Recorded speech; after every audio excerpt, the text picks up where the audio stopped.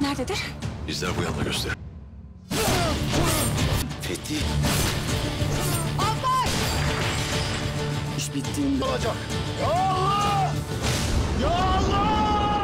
आसमान कॉर्लोस के देखने और चाहने वालों को अस्सलाम वालेकुम। नाज़रीन, एक्शन से भरपूर एपिसोड देखने के लिए तैयार हो जाए, क्योंकि उस्मान बे आ रहे हैं एक दफ़ा फिर भरपूर एक्शन में। क्योंकि उस्मान बे एक दफ़ा फिर नईमान और वालिस के जाल से बच निकलेंगे। नईमान और वालिस का गुस्सा शिद्दत अख्तियार कर जाएगा, क्योंकि उनके हाथ में आए उस्मान बे का बच निकलना उनके लिए एक डरावना ख्वाब साबित होने जा रहा है। क्या नईमान आने वाली किस्त में अपने अंजाम को पहुंच जाएगा? नाज़रीन, हालिया किस्त में उस्मान बे और उनके बच्चों को दुश्मन की कैद में दिखाया गया है, जबकि उस्मान बे भी अपने बच्चों की खातर हथियार डाल देते हैं।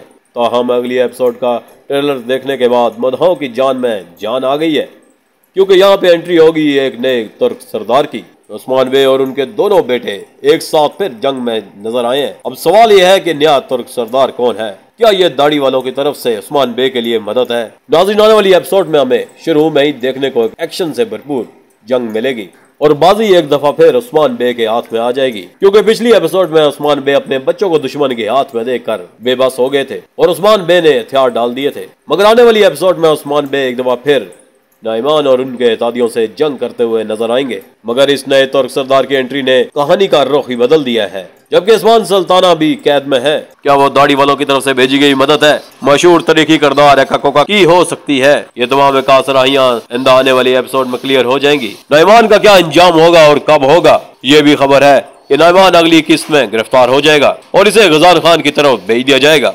ये भी हो सकता है कि आने वाली एपिसोड में इसका किरदार खत्म हो जाए और वो अपने अंजाम को पहुंच जाए, जबकि उस्मान बे के जबरदस्त बिछाए गए जाल में नईमान तो फंस जाएगा या वालिस भाग जाएगा।